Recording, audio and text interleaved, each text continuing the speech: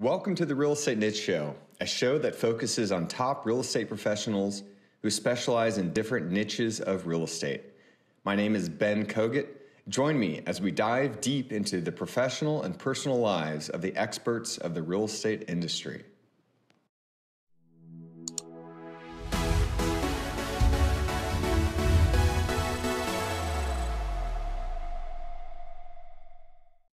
Welcome to the Real Estate Niche Show. I'm your host, Ben Kogut, and today I have an old friend of mine on the show, Collin Hart. He is the CEO and Managing Director of ERE Healthcare Real Estate Advisors, which is a boutique real estate advisory practice focused on advising physicians on their options surrounding their practice real estate investment.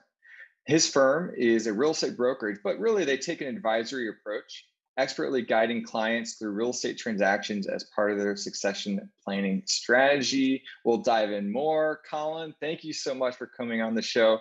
How are you today? And what did I miss in that bio? Ben, thanks so much for having me. I'm really excited to be here today.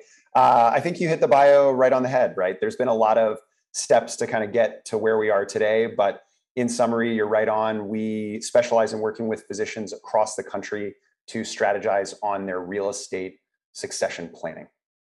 Okay, so let's take a step back. How did you get into that niche? Sure. So it's a little bit of a long story. I know we've known each other probably more than 10 years now, but I'll kind of start at the beginning and I'll keep it brief. But I started in the retail real estate industry. And so I used to work for my uncle who owns a lot of shopping centers, retail centers. We morphed into a single tenant real estate buyer. So we're a family office that bought a lot of single tenant real estate, fast food restaurants, drugstores, gas stations, all those properties that are super hot right now. And then eventually I left that company and I went to work for a private REIT or real estate investment trust. And so we bought all kinds of properties, all single tenant net lease stuff. So not only did we buy retail, which is what we did at the prior company, but we also bought industrial assets and we bought medical assets. And so I was in acquisitions, and what I started noticing is that we were getting the best deals on medical real estate properties. And really the reason for that is because we were buying them from unsophisticated owners. Oftentimes those are physicians. And obviously physicians are really good at what they do, especially if they own a building. But just because they're good at medicine or caring for patients doesn't necessarily mean that they're good at real estate. And so we found that they were kind of getting taken advantage of. And when I ended up leaving that REIT, I said, hey, there's really an opportunity here to help serve this physician world who takes care of everybody else, right? Takes care of their patients and you, right, when you go to the doctor, but really has nobody taking care of them on the real estate side. So we founded ERE as a way to advocate for physicians on the real estate side of the equation. Yeah, I love that, Collin. And you started this almost 6 years ago now. Right. And I remember you and I were chatting back then. I did not see it. In fact, I'll admit, I tried to talk you out of going into this. Yes. And so not only this, you tried to talk me out of being in the brokerage world, right? Because you really came from the brokerage world. Well, yeah. And, look at me now. I don't really do brokerage anymore. Sure. You do. And, yeah. But what I'd like to know is, you've learned a lot of lessons along the way. You're the best at this niche in the entire country. What are some of the biggest lessons that you've learned in this journey? So the world of healthcare real estate is a little bit different than other sectors. And primarily that's because when you're investing in, let's say, industrial assets or multifamily or retail or land, typically the folks who are involved generally are sophisticated, right? Unless it's like a piece of property that's been owned by a trust or a family for 100 years. But generally you're dealing with other real estate people who kind of know the lingo, know what's going on, may or may not be aware of exact market pricing, but like they kind of have an idea, right? And so when we're working with physicians, they're not real estate people. And so there's a lot more education that happens during our process. And that really makes us much more advisors than real estate brokers because, we sell real estate, but it's not for the same reason that you might sell a house or you might sell your house or you might sell an investment property that you own. They're selling for succession planning reasons, to separate a partnership, because they're thinking about retiring, because they're thinking about selling their practice. And so there's a lot more education in terms of getting them up to speed on what it's like to work in the real estate world or to deal in a real estate transaction like we do. So I would say that's been the biggest learning curve, but it's actually my favorite part of this, right? Because instead of going to like International Council of Shopping Centers or ICSC, and talking to a bunch of other real estate people who are talking about the biggest deals they've ever done or the lowest cap rates, we get to sit down and talk to people about like, what is a cap rate? What is the market like? How does this affect you post transaction? And that's really my favorite part, because if we can be knowledgeable and experts to these people who are experts in medicine, and they recognize that and they trust you, you really become an advisor to them, and it's really rewarding work. And so it's not just about the money or the fees, it's about like the outcome we have for these people is the most rewarding part of what we do. And it's super cool because I'm friends with all of our past clients, and they call me just to catch up or to say how things are going, or to see how my wife is, right? So Wonderful. a lot of lessons learned. I love that, Collin, and bravo to you. I know that you are naturally a teacher and you found your way into this niche, and it's really exciting to see what you guys have done. And likewise, like one of my biggest goals, and really one of the reasons for this podcast, is to educate people. And so I'm sure we share that core value of educating. And so to that point, what strategies have you used to educate your investors? Sure. So, and to be clear, our clients are not typically the investor. They originally were the investor and they own the building, but now they're the seller, right? And so to educate our clients, what we do is we really just start basic, right? Because it's so easy for real estate brokers to throw around, real estate jargon like cap rates or time on market or, whatever other things you and I might normally talk about. But I think just starting with the basics, taking it slow as if you're, teaching someone who really knows nothing, that's how we do it, right? And so we keep the conversation simple and straightforward and talk to them about things that matter to them, which is, hey, what's your exit strategy? How are you going to get your money out of this building? How are you going to recoup your investment? Who is your successor in the practice? And so by understanding all those things and asking those questions, we're able to help them kind of best navigate the process and best educate them. And along the way, as we're going through our marketing process through the sale of their real estate, we teach them all the little steps of the process, and they get to see how complex it really is, right? So we break it down simply in the beginning. They're getting education along the way, but look, we insulate them from a lot of the, BS that really comes along with a lot of real estate deals. Got it. Let's take that a little bit further, Collin. What trends are you seeing in your niche of this industry? That's a really great question. So through the pandemic, I know that we saw some real issues with certain property segments. And so the couple that I would name are probably retail, right? Because you can shop online and a lot of stores were closed and people were afraid to leave their houses, right? So that really accelerated the shift of retail to online shopping. Look, shopping centers aren't going away, it's just changing, right? Same thing in multifamily, but different problem. The problem was, hey, you can't kick your tenants out if they aren't paying rent. Well, that's a lot of uncertainty for multifamily investors, right? So that created some pause around that in certain areas of the country. What we noticed is that a lot of our client practices, remember, we work for doctors, so they were only closed for a short period of time, maybe a month during all of COVID. And that's because they were a necessary business, right? They're necessary to care for patients. People need healthcare. And so obviously we saw that because we're on the front lines, but a lot of real estate investors saw that as well because they said, well, there's problems in retail and things are shifting. Multifamily is tough to get our tenants out, even if we can't collect rent. So what's an area that is kind of COVID resistant, and that turned out to be healthcare. So we've actually seen a ton of additional demand come into the healthcare real estate market as a result of COVID, which has been exciting and sometimes challenging because there's now these market entrants who are looking to buy the product that we sell, and they're really not up to speed on it. So we have to educate them, but there are a lot of different variables that they may not have had to consider if they're buying a single tenant net lease property, right? Back to education on all sides of the coin. So let's keep moving forward a little bit. I'd like to ask you some questions about your company. And what I'd really like to know, it seems like you've really surrounded yourself with some really great quality people. And I'd like to know about how you came up with your company. Like, what is your company culture and how did you come up with that? Sure. Go ahead. Another great question. And I think culture is such a big part of the work that we do. And at the end of the day, you can't forget that as real estate brokers and advisors, we are in the business of customer service, right? And our customers are the physicians.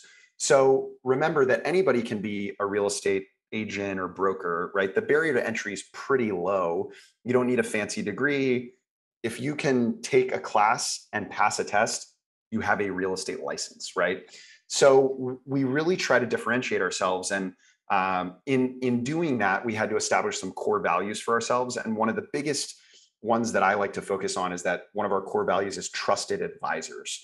And so in order to do that, that means we need to really execute flawlessly. It means we need to bring an unbiased opinion and approach, and that we need to bring good results, right?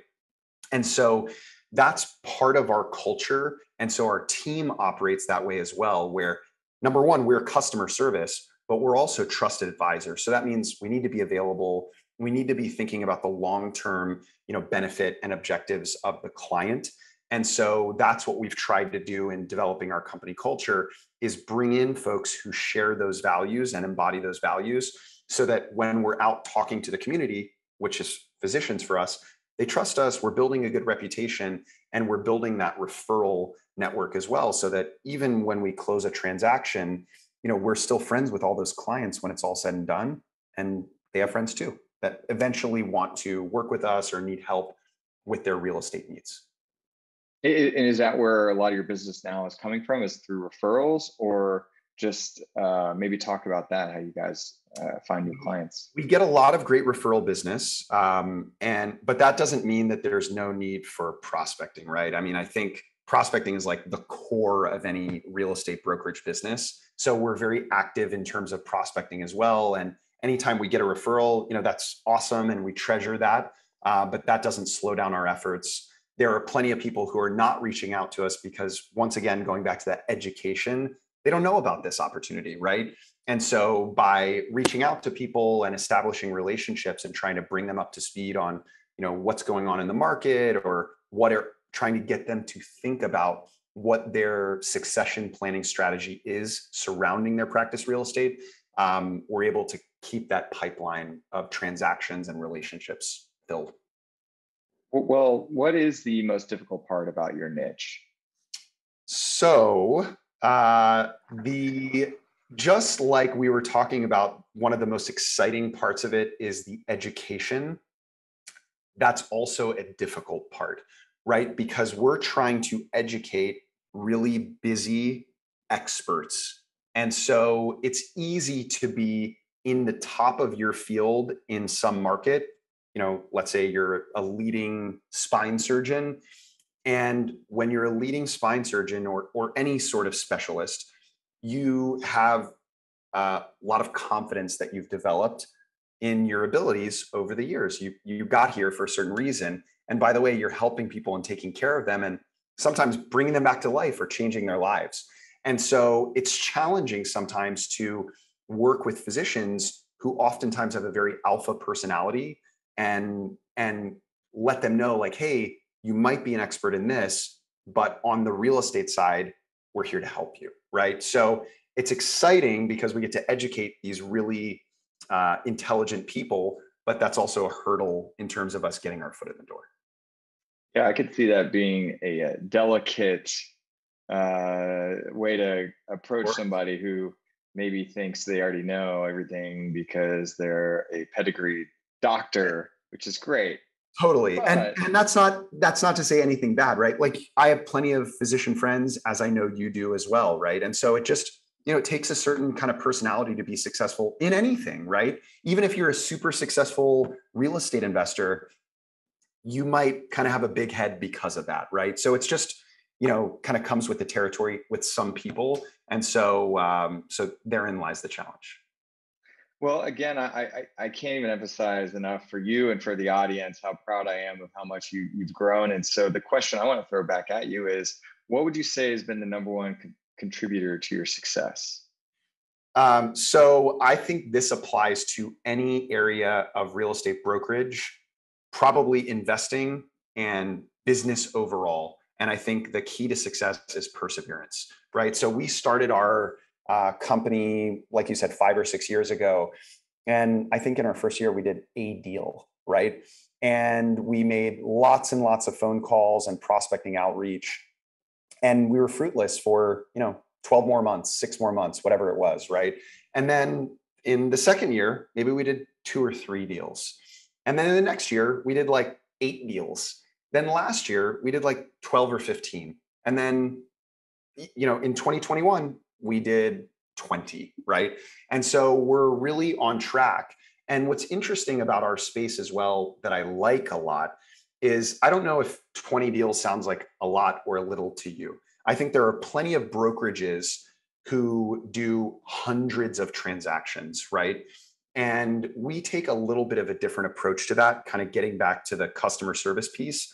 Our transactions tend to be a lot more complex and hands-on, almost more like an M&A or mergers and acquisitions deal, because there are so many moving parts. And it's not like, hey, you're selling a building with an existing lease with a credit tenant, right? And so not only is there a lot of hand holding in terms of working with the sellers, but also educating the prospective buyers. And so we really pride ourselves on being there every step of the way. And like, I don't want to do 100 deals in a year. I don't have the capacity to do that, nor does our team at this point. And so we want to deliver the best possible service. And in doing that, we will be successful.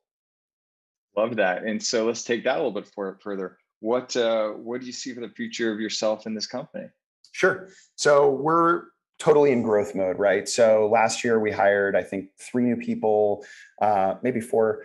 And so we're really building out our support team to help our brokers focus on talking to clients, developing relationships, and then having that infrastructure to support them through, building lease comparables or sale comparables or analyzing leases or whatever it might be. And so we're continuing to grow and recruit people who can also help us on the front lines in terms of spreading the word of opportunity, like what's available to our clients, right? And generating new business. So we're growing. I anticipate we'll hire another couple of people this year to help with those efforts. And so it's, a super exciting time for us. So excited for you, man. All right, let's keep pivoting a little bit. Sure. We're going to move forward into some of the questions I like to ask people, which is how do you like to invest in yourself, either professionally or personally? So it's been a little bit hampered because of COVID, but the investment in myself is usually travel. And I mean like personal travel, and that's totally my favorite thing to do. So prior to COVID, myself, and then once I got married, myself and my wife usually take at least one big trip a year, usually for 2 or 3 weeks somewhere international. And so that's the big like self time for me, investing in myself. And that's not in the traditional sense of like, hey, I'm reading books or something like that. That's like, let me get out in the world, experience things, see what it's like where other people are, and really change your viewpoint, give you a little bit of a different perspective. And traveling really does that for me, right? And that's not like, hey, I went to Cancun, right? That's not like the kind of travel I'm talking about. So we've had some really epic trips to South America, Asia, Africa. And so that is the self-investment that I'm super excited to get back into when the world is somewhat normal again. And then just on a more, normal kind of self-improvement level, I think some self-time every day is really important. And so, I wake up, I meditate, I read my goals, I stretch, and kind of get ready for the day. And that allows me to really be focused during the day because I got some time in for myself. Love it. Love it. And how do you like to invest in the community? Yeah, so that's another great question. So I perceive our community as two places, right? One is within our company, and so we're always helping each other. I'm obviously the most senior guy in the company in terms of knowledge and experience, and so we're really trying to coach our team up to be able to execute business on the same level that I might, right? And so there's a lot of learning and teaching that goes into that part of the community. The other community is the physicians, right? And so we do a lot of giving back in terms of time and knowledge and intelligence. And so we're members of a lot of the physician professional associations. And so we go to those conferences every year and we present and we help, keep them in the know in terms of what opportunities are out there, not in a salesy way, in a like, you need to know about this way. And so I would say those are the two paths we take in terms of investing back into the community. I'm curious, what are a couple of the biggest conferences that you like to attend in this niche? Sure. So they're not typically really big conferences, right? And they're certainly not real estate focused conferences. So the biggest one that I'll talk about is the American Academy of Ophthalmology, and so I'm a consultant member for that, and it's totally a physician organization. So it's not easy to get in there as like a real estate person, even remotely. And so that's the biggest one that I go to every year. Let's say it's like an ICSC, but for eye doctors, right? So I don't know, 30, 40,000 people every year. And mostly they're talking about eye surgeries and the newest procedures and, how to solve, this specific case study for a patient. So, only 1% of the folks there are relevant specifically to our business, but that doesn't mean we can't give back in terms of the knowledge to help all these folks understand what's going on in the real estate world, whether they own a building, they're thinking about owning a building, whether they lease space, whether they just pay rent to their practice. There's so many dynamics that a lot of these guys just have never thought about. And I love that you're so focused. I mean, this is the real estate niche show right here, and you're proving it. You're just so dialed in and focused on what you're doing, and I really, really admire that about what you guys are up to. Thank you. Keep doing that, and we'll put the name of that meeting in our show notes as well, just in case anybody hears this and wants to know where they can connect with you. And so let's keep moving forward here. Next question, of course, Collin, how do you define the word success?